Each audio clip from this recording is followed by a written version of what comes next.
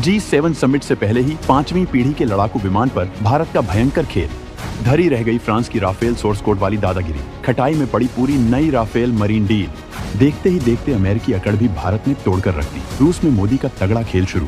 मोदी ने क्यों अचानक टीम से कहा, भारत में बनाओ ये मका, रूस वाले जेट की देखो तकनीक। दोस्तों, इस वक्त G7 समिट को लेकर माहौल गर्म है, लेकिन उससे पहले ही भारत ने जो कुछ किया है, उसने दुनिया भर के डिफेंस एक्सपर्ट्स और बड़े बड़े सूरमा देशों की नींद उड़ा डाली है। मोदी सरकार ने अचानक से टर्न लेते हुए एक ऐसा धमाका किया है जिसकी गूंज बीजिंग से लेकर वॉशिंगटन तक सुनाई दे रही है। भारत ने एक ऐसा दांव चला है जो न सिर्फ हमारी हवाई ताकत को कई गुना बढ़ा देगा, बल्कि दुनिया में भारत का डंका बजा देगा। दोस्तों, कुछ दिन पहले यानी 4 जून 2025 को रूस ने भारत के सामने एक ऐसा ऐतिहासिक ऑफर रखा जिसने पूरी दुनिया में खलबली मचा दी। ये कोई मामूली ऑफर नहीं था, ये था रूस का त्रिआयामी महाप्रहार। एक ऐसा ऑफर जिसमें एक तीर से 3 निशाने साधने का दम है।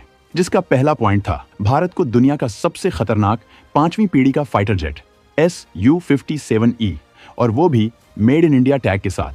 दूसरा पॉइंट था भारत के मौजूदा हवाई योद्धा हमारे अपने Su-30 MKI को और भी ज्यादा घातक एक नए सुपर सुखोई अवतार में बनाने का ऑफर। और तीसरा सबसे अहम था, मतलब भारत के अपने सपने, हमारे अपने 5वीं पीढ़ी के फाइटर जेट एमका को रूसी की टेक्नोलॉजी दम देने की बात। दोस्तों, ये ऐसा ऑफर था जिसने भारत को सोचने पर मजबूर कर डाला कि जिस फ्रांस से हम राफेल खरीद रहे थे वो सोर्स कोड तक नहीं दे रहा था, यानी हम राफेल में अपनी मर्जी के हथियार लगा नहीं सकते हैं। अमेरिका तो हमें जेट इंजन देने में तक में नौटंकी कर रहा था, वहीं रूस ने अपना दिल खोलकर अपना फाइटर जेट देने की बात कही, वो भी पूरी तकनीक ट्रांसफर के साथ। ऐसे में दोस्तों, ये पूरी कहानी जानना जरूरी है कि मोदी का मूड अब अचानक कैसे बदल गया है। आखिर ये Su-57E है क्या भला, और भारत अब क्या बड़ा डिसीजन ले लिया है। तो दोस्तों, ये फाइटर जेट हवा का वो सिकंदर है जिसके नाम से ही दुश्मन कांपते हैं। इसे रूस ने अपने सबसे बड़े दुश्मनों को धूल चटाने के लिए तैयार किया है। ये सिर्फ एक फाइटर जेट नहीं, ये है चलता फिरता किला, आसमान का शिकारी है।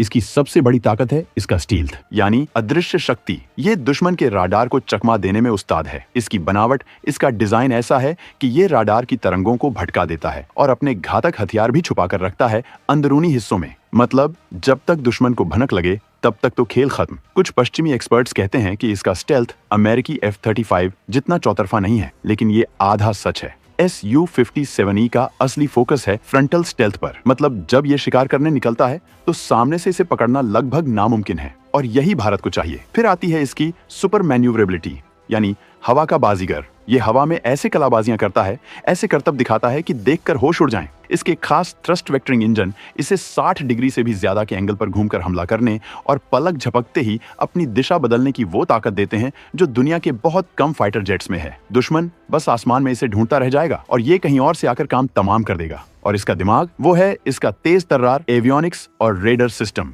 Su-57E में लगा है N036 बायल का AESA रडार, जो कई 100 किलोमीटर दूर से ही दुश्मन की हर हरकत को सूंघ लेता है। लेकिन असली धमाका तो अब सुनिए। इस ऑफर में भारत अपने इस Su-57E में अपना स्वदेशी उत्तम से रडार भी लगा सकता है। ये उत्तम रडार गैलियम नाइट्राइड टेक्नोलॉजी से लैस है और कहा जा रहा है कि ये रूस के मौजूदा Su-57 में लगे रडार से भी बेहतर है। अब बात करते हैं रफ्तार की। Su-57E है रफ्तार का बादशाह। अभी इसमें लगे हैं AL41F1 इंजन, जो इसे मैक 2 यानी आवाज की रफ्तार से दोगुनी तेजी से उड़ाते हैं। लेकिन असली गेम चेंजर तो इसका अगला इंजन होगा, जिसे कहते हैं इसदिलिए 30 या AL51F। ये इंजन इसे देगा ज्यादा बेमिसाल ताकत और ज्यादा रेंज, और सबसे बड़ी बात सुपर क्रूज क्षमता, यानी बिना आफ्टर बर्नर इस्तेमाल किए, बिना ज्यादा तेल फूंके सुपरसोनिक रफ्तार पर घंटों उड़ाना। ये इसदिलिए 30 इंजन का सीरियल प्रोडक्शन 2027 से पहले शुरू होने की पूरी उम्मीद है, और भारत को ये भविष्य की टेक्नोलॉजी मिल सकती है। और अगर हथियारों की बात करें तो Su-57E विनाशक शस्त्रों का पूरा भंडार है। ये हवा से हवा में मार करने वाली R-77M और R-74M2 जैसी मिसाइलों से लेकर जमीन पर तबाही मचाने वाली KH-69 जैसी खतरनाक क्रूज मिसाइलें और लेजर गाइडेड बम तक सब कुछ ले जा सकता है। और तो और, कुछ रिपोर्ट्स के मुताबिक ये रूस की हाइपरसोनिक किंगजल मिसाइल भी फायर कर सकता है। Su-57E सिर्फ कागजी शेर नहीं है, इसने सीरिया और यूक्रेन के युद्ध क्षेत्र में अपना दमखम दिखाया है। रूस इसे असली लड़ाई के मैदान में उतारकर टेस्ट कर चुका है, जिसका मतलब है कि ये एक आजमाया हुआ। हालांकि कुछ पश्चिमी एक्सपर्ट्स इसकी क्षमताओं पर उंगलियां उठाते रहते हैं, लेकिन रूस का दावा है कि ये किसी भी चुनौती का सामना करने के लिए पूरी तरह तैयार है। अब सुनिए वो बात जिसने फ्रांस और अमेरिका जैसे बड़े बड़े देशों के होश उड़ा दिए हैं। रूस भारत को Su-57E के साथ सिर्फ फाइटर जेट नहीं दे रहा, बल्कि दे रहा है इसका पूरा का पूरा सोर्स कोड। ये सोर्स कोड दोस्तों किसी भी फाइटर जेट का दिमाग होता है, उसकी आत्मा होती है। इसी से तय होता है कि जेट में कोई दूसरा हथियार कैसे फिट करना है, जेट कैसे उड़ेगा, कैसे लड़ेगा और कैसे दुश्मन को नेस्त नाबूद करेगा। दोस्तों, फ्रांस ने भारत को राफेल जेट तो दिए, लेकिन उसका सोर्स कोड देने से साफ इनकार कर दिया। नतीजा, भारत अपने स्वदेशी हथियार जैसे ब्रह्मोस या अस्त्र मिसाइल राफेल पर अपनी मर्जी से नहीं लगा पाया। सोचिए, अगर राफेल में खतरनाक ब्रह्मोस मिसाइल लगी होती तो हालिया ऑपरेशन सिंदूर में हम पाकिस्तान पर कहीं ज्यादा तबाही मचा सकते थे।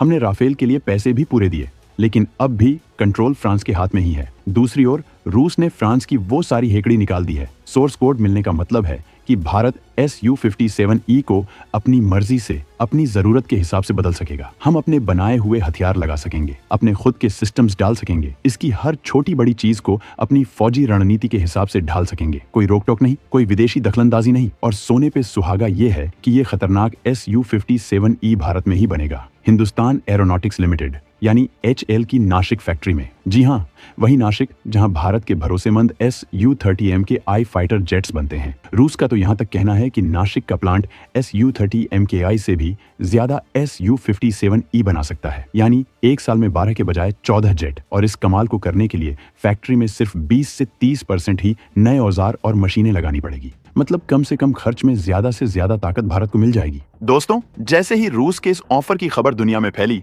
बीजिंग से लेकर इस्लामाबाद और वॉशिंगटन से लेकर पेरिस तक भूचाल आ गया। हर किसी के कान खड्डे हो गए कि आखिर भारत ने ये क्या चाल चल दी। सबसे पहले बात करते हैं हमारे पड़ोसियों की, चीन और पाकिस्तान की। इनकी तो नींद हराम हो गई है। चीन जो अपने J-20 और J-35 फाइटर जेट्स के दम पर पूरे एशिया में दादागिरी दिखाने के सपने देख रहा था, भारत के Su-57E के नाम से ही उसके पसीने छूट गए हैं। पाकिस्तान जो आजकल चीन की गोद में बैठकर J-35 फाइटर जेट खरीदने का दम भर रहा है, करीब 40 जेट्स, और जिनकी पहली खेप अगस्त 2025 या 2026 तक आने की बातें चल रही हैं, उसकी तो हवा ही निकल गई है। चीन पाकिस्तान को J-35A के साथ साथ KJ-500 अर्ली वार्निंग एयरक्राफ्ट और HQ-19 मिसाइल डिफेंस सिस्टम भी देने की फिराक में है। एक पूरा मायाजाल बुनने की कोशिश। लेकिन भारत का Su-57E, खासकर जब उसमें भारतीय उत्तम AESA राडार और सोर्स कोड का दम होगा, तो वो इन चीनी खिलौनों से कई गुना ज्यादा ताकतवर और भरोसेमंद साबित होगा। चीन के J-35A में PL-17 जैसी 400 किलोमीटर तक मार करने वाली मिसाइलें हो सकती हैं, लेकिन Su-57E का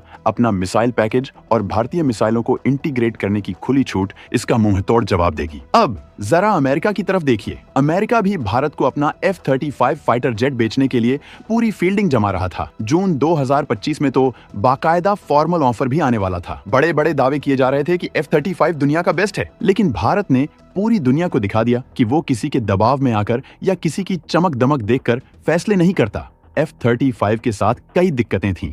एक तो ये बहुत महंगा सौदा था, दूसरा अमेरिका इसका सोर्स कोड किसी को नहीं देता, यहाँ तक कि अपने खास दोस्तों को भी नहीं। तीसरा, इसका ऑपरेशनल कंट्रोल भी ALIS और ODIN सिस्टम्स के जरिए काफी हद तक अमेरिका के हाथ में रहता है। और भारत के पास जो S-400 मिसाइल डिफेंस सिस्टम है, उसके साथ भी F-35 के तालमेल को लेकर कई सवाल थे। भारत ऐसी शर्तों पर कभी कोई सौदा नहीं करता जो उसकी अपनी सुरक्षा और आत्मनिर्भरता से समझौता करे। रूस ने Su-57E के साथ सोर्स कोड देकर अमेरिका के F-35 की हवा निकाल दी है। ये भारत की स्ट्रेटेजिक ऑटोनॉमी यानी अपनी विदेश नीति और सुरक्षा फैसले खुद लेने की आजादी की सबसे बड़ी जीत है। और राफेल जेट पर सोर्स कोड न देकर फ्रांस जो अकड़ दिखा रहा था, Su-57E की इस डील ने उसे भी करारा सबक सिखा दिया है। अब दुनिया भर के हथियार बेचने वाले देशों को ये बात अच्छी तरह समझ आ जाएगी कि भारत से अगर सौदा करना है तो बराबरी की शर्तों पर करना होगा, अपनी दादागिरी नहीं चलेगी। दोस्तों, Su-57E का आना सिर्फ आज की जरूरत नहीं, बल्कि ये भारत के शानदार भविष्य की नींव भी रखेगा।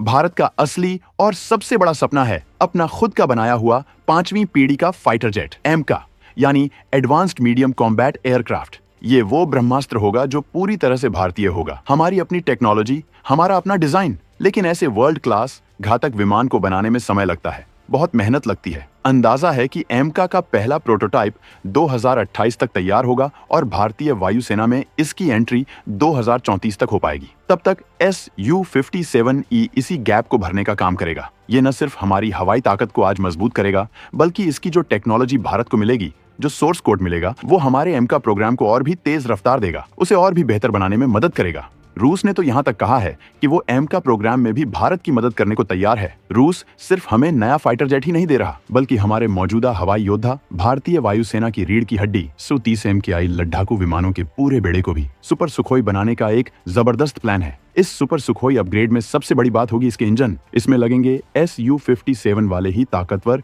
AL-41 इंजन, यानी Su-30 की आज की बेमिसाल फुर्ती और Su-57 के इंजन का फौलादी दम दुश्मन तो नाम सुनकर ही कांप उठेंगे। और राडार, इसमें लगेगा भारत का अपना बनाया हुआ विरूपक्षा AESA रडार या फिर उत्तम AESA रडार, जो इसे एक मिनी AVS जैसी ताकत देगा। यानी ये खुद ही दुश्मन के जहाजों को बहुत दूर से देख लेगा और उन्हें निशाना बना सकेगा। ये शानदार अपग्रेड शुरुआती दौर में हमारे 84 U-30 MKI जेट्स को दिया जाएगा और ये काम अगले 5 सालों में डिजाइन होकर रोल आउट होना शुरू हो जाएगा। लेकिन दोस्तों, क्या ये राह इतनी आसान होगी? जब भारत कोई बड़ा कदम उठाता है तो कुछ ताकतों को मिर्ची तो लगती ही है। अमेरिका अपनी CAATSA पाबंदियों की धमकी दे सकता है, जैसा उसने S-400 मिसाइल सिस्टम की डील के वक्त भी किया था। लेकिन भारत ने तब भी दुनिया को दिखा दिया था कि वो अपनी सुरक्षा और अपने फैसलों के लिए किसी की इजाजत का मोहताज नहीं है। भारत अपनी शर्तों पर जीता है। रही बात पेमेंट की, तो भारत और रूस के बीच आपसी सहमति से कोई न कोई नया पेमेंट मैकेनिज्म भी बन ही जाएगा, जैसा पहले भी मुश्किल वक्त में हुआ है। भारत की आज की कूटनीति और हमारे लीडर्स की दृढ़ इच्छा शक्ति हर चुनौती को पार करने का दम रखती है। ये नया भारत है जो किसी से डरता नहीं, बल्कि आंख में आंख डालकर बात करता है और जरूरत पड़ने पर टकराता भी है। हर मुश्किल का सामना करने के लिए हम तैयार हैं।